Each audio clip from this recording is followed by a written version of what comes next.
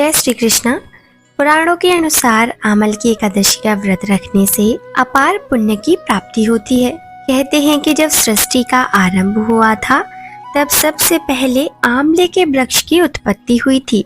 आमले के वृक्ष को भगवान श्री विष्णु ने आदि वृक्ष के रूप में स्थापित किया है। मान्यता है कि आमले के वृक्ष में भगवान श्री विष्णु का वास होता है। आमले के वृक्ष को देव वृक्ष भी कहा जाता है और फागुन मास के शुक्ल पक्ष की वह एकादशी जिसे रंग भरी एकादशी और आमल की एकादशी भी कहते हैं, आंवले के वृक्ष को समर्पित मानी जाती है। इस दिन आंवले के वृक्ष की पूजा करके परिक्रमा करनी चाहिए। आंवले के वृक्ष के नीचे धूप दीप जलाना चाहिए। जो भी व्रत रखते हैं उनका उपवास बिना व्रत कथा के अधूरा माना जाता है। इसीलिए आज की इस वीडियो में आप सुनेंगे आमल की एकादशी की कथा।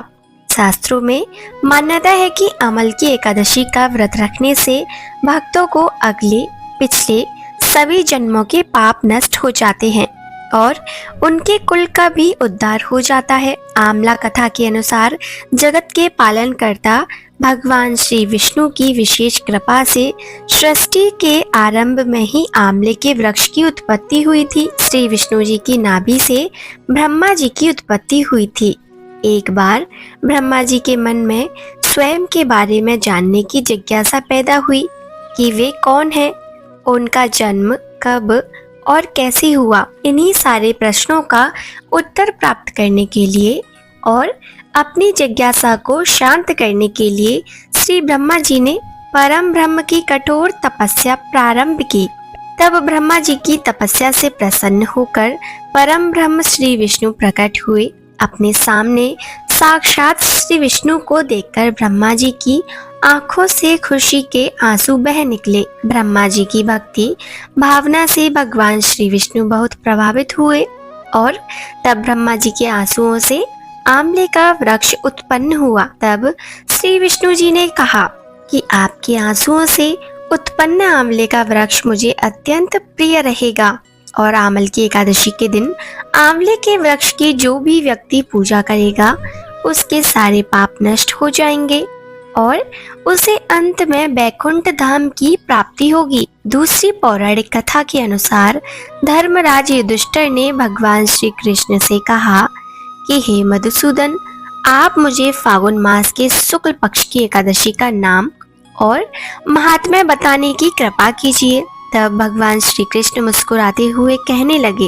हे महाभारत के धर्मनंदन, फागुन मास के शुक्ल पक्ष की एकादशी का नाम आमल की है। इसका पवित्र व्रत श्री विष्णु लोक की प्राप्ति कराने वाला है। एक समय राजा मांधाता ने भी महात्मा वशिष्ठ जी से इसी प्रकार का प्रश्न पूछा था, जिसके उत्तर में मुनि ने एक पौराणिक कथा सुनाई। इस पौराणिक कथा के अनुसार अति प्राचीन समय में चित्रसेन नाम का एक राजा था। राजा चित्रसेन बहुत ही धार्मिक प्रवृत्ति का और न्यायप्रिय था। वह भगवान विष्णु का परम भक्त था।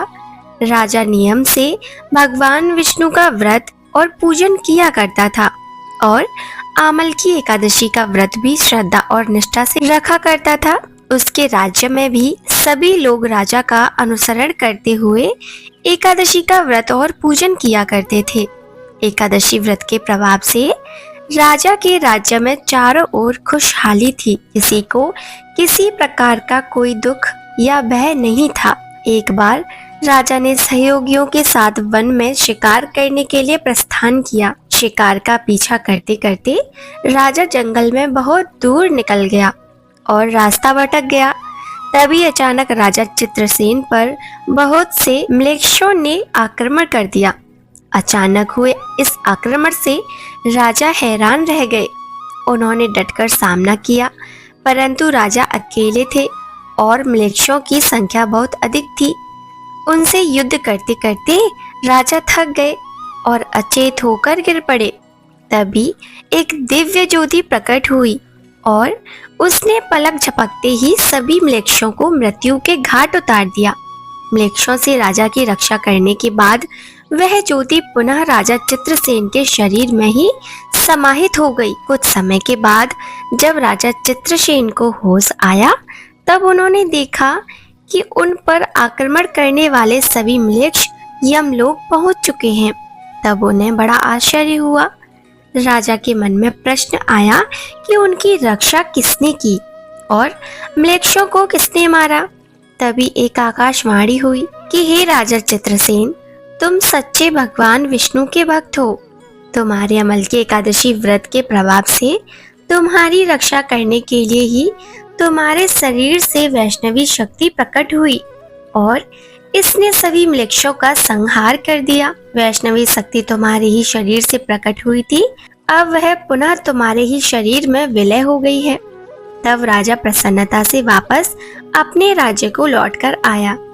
उसके बाद उसने पूरे राज्य में घोषणा कर दी कि हर कोई आमल की एकादशी का व्रत विधि विधान से करे और इस दिन भगवान विष्णु का पूजन और रात्रि जागरण भी करे। इस व्रत के प्रभाव से भक्तों के सभी दुख दूर हो जाते हैं, उनके सभी शत्रुओं से उनकी रक्षा होती है, संपूर्ण तीर्थों के दर्शन से जो पुण्य प्राप्त होता है और सभी प्रकार के दाने देने से जो फल मिलता है, वह सब आमल की एकादशी का उपवास करके द्वादशी तिथि को आमले का दान देने से बड़ी आसानी से प्राप्त हो जाता है। तो प्रिय श्रोताओं, ये थी आज की कथा।